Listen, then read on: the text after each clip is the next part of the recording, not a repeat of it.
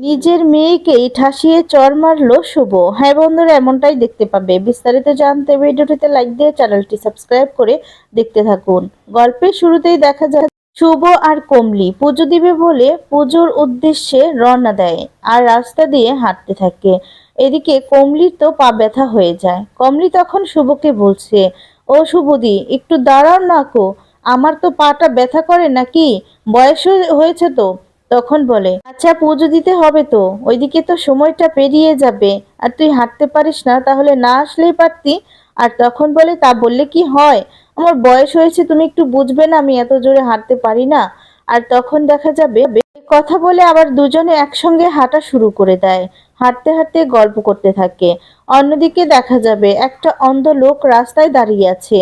সে তখন ডাকছে যে, কোনো কেউ আছো, আমাকে রাস্তাটা পার করে দিবে, আমি অন্ধ লোক, চোখে দেখতে পাই না, এই বলে চিৎকার করতে থাকে।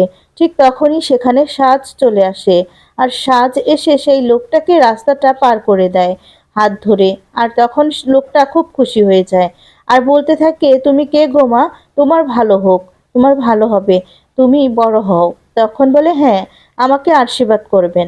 এরপর বলে, হ্যাঁ, তোমাকে আমি মন প্রাণ ভরে আশীর্বাদ করছি, তোমার খুব ভালো হবে, এই বলে মাথায় হাত বুলিয়ে দেয়। সাজ তখন খুব খুশি হয়ে যায়। তখন লোকটা সাজের প্রশংসা করতে থাকে আর তখন বলছে, তোমার খুব ভালো হোক, তুমি না খুব ভালো মেয়ে। এরপর বলে যে, হ্যাঁ গো, আমি তো পড়ালেখা করছি, আর যতটুকুই যা যা করতে পেরেছি না, এই সবকিছু সবকিছু একজন মানুষের জন্যই হয়েছে। আর শুভলক্ষ্মীর কথাগুলোই ভাবতে থাকে। তখন লোকটা সাজকে আশীর্বাদ করে দেয় আর সাজ তখন খুব খুশি হয়। খুশি হয়ে সেখান থেকে চলে যায়।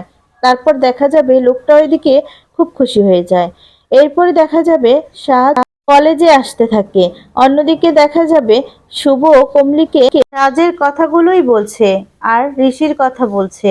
বলে, ওদের জন্যই তো সবকিছু, তাই না? আর তখন বলে, তুমি খুব ভালোবাসো ওদেরকে।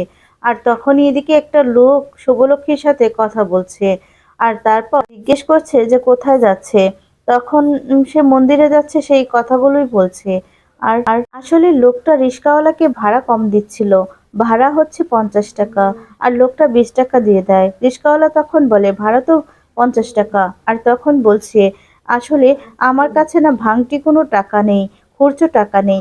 আর তখনই এদিকে দেখা যাবে সেই লোকটার সাথে তর্কাতর্কি করলে শুভ দেখতে পেয়ে শুভ তখন বলছে, আচ্ছা আপনি এরকম কেন করছেন, আপনি ওনার ভাড়া ন্যায্য ভাড়াটা দিয়ে দিন না।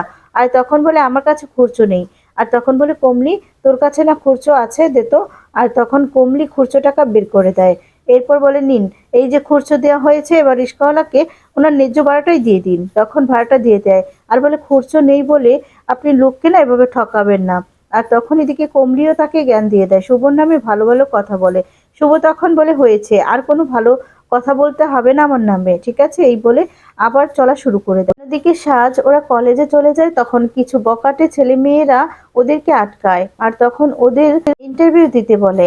আর তখন বলে, কিসের ইন্টারভিউ? এরপর বলে, এখানে পড়তে হলে ইন্টারভিউ দিতে হয় আগে আমাদেরকে, তারপর তারপর ক্লাসে যেতে হবে। তখন বলে, ক্লাস তো শুরু হয়ে যাবে, আর 10 মিনিট আছে ক্লাসের মধ্যে। এরপর সাজ জিজ্ঞেস করে যে ক্লাসটা কোন দিকে, আর তখন দেখিয়ে দেয় যে ওদিকে, কিন্তু তার আগে তাদেরকে ইন্টারভিউ দিতে হবে তাদের সামনে। তখন সাজ বলে, কিসের ইন্টারভিউ, আমি কোনো ইন্টারভিউ দিতে পারবো না। এরপর বলে, না দিলে কি হবে সেটা বুঝতেই পারছো। তখন পাশের আরেকজন বলছে, ওরা কিন্তু আরো বেশি রেগে যাবে, আর ওরা ভয়ঙ্কর। তখন বলে, তো কি হয়েছে, আমি ইন্টারভিউ দেব না, কিসের জন্য দিব? আর তখন পাশে দুটো ছেলে মেয়ে আছে সাজের সাথে, তাদেরকে জিজ্ঞেস করতে থাকে যে ওরা কোন ক্লাসে পড়ে, ওদের নামটা কি, এই নিয়ে ওই বকাটো ছেলে মেয়েগুলো হাসাহাসি শুরু করে দেয়। অন্যদিকে দেখা যাবে শুভলক্ষ্মী যাচ্ছে। সেই মুহূর্তে একটা মোটর সাইকেল দিয়ে একটা মেয়ে যাচ্ছে, আসলে ওটা শুভর মেয়ে। আর তখন সেই মেয়েটা এমন ভাবে যাচ্ছে যে কাদা ছিটিয়ে দেয় ওদের শরীরে। আর তখন কমলি বলে, কি রে মেয়ে, বাবা, মেয়েটার কি কোনো শিক্ষা দীক্ষা নেই? এখন মেয়েটা আবার ঘুরে আসে। এদিকে দেখা যাবে বকাটে ছেলে মেয়েগুলো হাসাহাসি শুরু করে দেয়। একটা মেয়ে বলতে থাকে, তোমাকে তো ইন্টারভিউ দিতেই হবে, তুমি ইন্টারভিউ না দিলে তো এই কলেজে ফার্স্ট হতে পারবে না, তোমাকে যে করেই হোক আমাদেরকে আগে আমাদের কাছে ইন্টারভিউ দিবে, তারপর ভিতরে যাবে। আর তখন বলছে, না, আমি কোনো ইন্টারভিউ দেব না, এই বললে মেয়েটার উপর রেগে যায়। মেয়েটাও তখন মানে সাহায্য তখন উচিত শিক্ষা দিয়ে দেয় তাদেরকে, ইচ্ছে মতো কথা শুনিয়ে দেয়। আর বলে এভাবে না যাকে তাকে তোমরা ডিস্টার্ব করতে আসবে না, অন্তত আমাকে আমাকে ডিস্টার্ব করতে আসবে না। তখন আরেকটা মেয়ে বলছে, এই ওরা যদি বাজে কিছু করে? আর তখন বলে কিচ্ছু হবে না। আর তোমরা কেন ভয় পাচ্ছ ওকে? আর তোমরাই কেন বা ইন্টারভিউ দিচ্ছ? কেন ওদেরকে ইন্টারভিউ ওদের কাছে আমাদের দিতে হবে? আচ্ছা আমরা কি ওদের কাছে পড়াশোনা করতে এসেছি?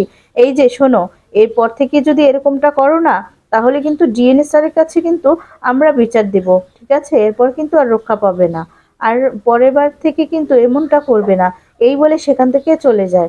তখন সেই ছেলে মেয়েগুলো খুব রেগে যায়। আর তখন বলতে থাকে, ইন্টারভিউ দিলে না তো, এরপর দেখবে তোমার কি হাল হয়। আর অন্যদিকে দেখা যাবে সাজকে আবার ফোন করেছে শুভলক্ষ্মী। শুভলক্ষ্মী বলছে, কি রে, তুই কলেজে ভালো মতো পৌঁছে গিয়েছিস? তখন বলে হ্যাঁ। এরপর বলে যা, খুব ভালো করে পড়াশোনা করবি, ঠিক আছে? আর ওই যে দুই ভাই বোন মিলে খুব ভালো করে পড়াশোনা কর, এটাই তো চাই, তাই না? তখন বলে হ্যাঁ, ওই অয়না পিপির ছেলে, ও যে কোথায় আছে কিন্তু আমি খুঁজে নিব, আমি দেখব ও চলাফেরা কথাবার্তা কিরকম, সবটা আমি দেখব, ঠিক আছে? তুমি চিন্তা করো না, সব কিছুই তো তোমার জন্য হয়েছে। আর তখন বলে যে হ্যাঁ, তোদের ঘিরেই তো আমাদের সব কিছু, তোরা ভালো থাকলেই আমরা ভালো থাকি। এই বলে ফোনটা কেটে দেয় আর বলে ঠিক সময় মতো কিন্তু আমাকে ফোন করে নিবি। এদিকে তখন কমলির সাথে কথা বলতে থাকে। কমলি তখন বলছে আজ যদি স্ত্রী বেঁচে থাকতো তাহলে ওদের মতোই হতো, ওদের মতোই কলেজে যেত। আর তখনই খুব কষ্ট পেতে থাকে শুভলক্ষ্মী।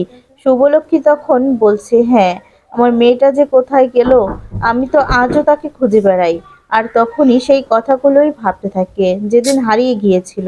অন্যদিকে দেখা যাবে কাদা ছিটিয়ে মোটরসাইকেল নিয়ে শুভলক্ষ্মীর মেয়ে চলে যাচ্ছিল, সেই মুহূর্তেই দেখা যায় কমলি যখন ওই কথাগুলো বলে তখন আবার ঘুরে আসে। আর ঘুরে এসে তখন হাত থেকে যে প্রসাদের নানান কিছু পড়ে গিয়েছিল সেগুলো উঠিয়ে দেয়। আর তখন বলতে থাকে যে অতটাও অভদ্র নই, আমি মেয়েটা এতটাও অভদ্র নই। এই বলে সেগুলো উঠিয়ে দিয়েই আবার সেখান থেকে চলে যায়। এরপর সেই মেয়েটা সেখান থেকে চলে গেলে শুভলক্ষ্মী তাকিয়ে থাকে এক দৃষ্টিতে। কমলি তখন বলে কিরকম মেয়ে বাবা, আবার উঠিয়ে গিয়ে কথা শুনিয়ে গেল। আর তারপর বলছে চল তো এবার চল, আমাদেরকে তাড়াহুড়ো করে পুজোতে যেতে হবে, মন্দিরে যেতে হবে, কারণ পুজোটা তো শেষ হয়ে যাবে, পুজোর সময়টা পেরিয়ে গেলে আর কাজ হবে না। আর তখন বলে আমি তো প্রতি প্রতি বছর আর প্রতিবারই এরকম করেই আমি পুজো দেই, ভক্তি করে পুজো দেই, শুধুমাত্র কাদের জন্য? ওই যে ঋষি সাজ ওরা যেন ভালো থাকে, তার জন্যই তো। আর আমার মেয়েটার জন্য, স্ত্রীর জন্য আমি এভাবেই প্রার্থনা করে যাব যেই পর্যন্ত না আমার মেয়েটাকে আমি খুঁজে পাচ্ছি, আমার চোখের জলও থামবে না। আর তখন কাঁদতে থাকে এই বলে শুভলক্ষ্মী। শুভলক্ষ্মী তখন তার মায়ের কাছে প্রার্থনা করতে থাকে আর বলতে থাকে যে তুমি কি আমার কোনো কথাই শুনছো না? আমার মেয়েটাকে আমি কবে থেকে হারিয়ে যাওয়ার পর থেকে আমি যে কত খুঁজেছি, শুধু আমি না, আদি আমরা দুজন দুজন মিলেই কত খুঁজেছি, আজও পর্যন্ত স্ত্রীর দেখা পেলাম না। যেই পর্যন্ত আমার মেয়েটাকে খুঁজে না পাবো সেই পর্যন্ত আমার চোখের জল কিছুতেই থামবে না, আমি আমি কেঁদেই যাব। কমলি তখন বলে তুমি তো অনেক খুঁজলে, তোমার মেয়েটাকে তো খুঁজে পেলে না, আমার মেয়েটা যে খুব কষ্ট পাচ্ছে, আমার মেয়েটা যদি আজ আমার কাছে থাকতো ওদের মতোই আদর পেত। আচ্ছা আমার মেয়েটাকে কি কেউ খাইয়ে দেয়? দেয় না তো, বলো না? আর আমার মেয়েটাকে যখন ঘুমায় তার উপর থেকে যখন কম্বলটা সরিয়ে যায়, তখন কি আমার মেয়েটার উপর কেউ কম্বল দিয়ে দেয়? এই বলে কাঁদতে থাকে। আর তখনই দেখা যাবে বলতে থাকে ঠাকুর তুমি কি আমার কথা শুনবে না? তখনই একটা ফুল পড়ে। আর ফুলটা হাতে নিয়ে তখন তো শুভলক্ষ্মী অবাক হয়ে যায়, কমলি অবাক হয়ে যায় আর বলতে থাকে তার মানে আমার কথা ঠাকুর শুনেছে, এতদিন পরে আমি আমার মেয়ের দেখা পাবো তাহলে। এই বলে আশা জাগে শুভলক্ষ্মীর মনে। আর শুভলক্ষ্মী খুব খুশি হয়ে যায়। এই বলে এক দৃষ্টিতে শুভলক্ষ্মী তাকিয়ে থাকে। অন্যদিকে দেখা যাবে শুভলক্ষ্মীর মেয়ে কলেজে আসে আর কলেজে এসে তার বন্ধুদের সাথে কথাবার্তা বলে। তখন দেখা যাবে সাজের কথাগুলোই বলতে থাকে। সবটা শুনে সাজকে তখন তুলে নিয়ে আসে আর বেঁধে রাখে। আর তখন বলে যে তুমি নাকি ওদেরকে ওদেরকে ইন্টারভিউ দিতে রাজি হওনি? তখন বলে হইনি তো, এখনো হব না। আর তখন বলে তার শাস্তিও তোমাকে পেতে হবে। এই বলে দেখা যাবে বলতে থাকে যে কি ব্যাপার, তোদেরকে কি বলেছি মনে আছে? আর তখনই দেখা যাবে সেখানে বিচুটি পাতা নিয়ে আসে।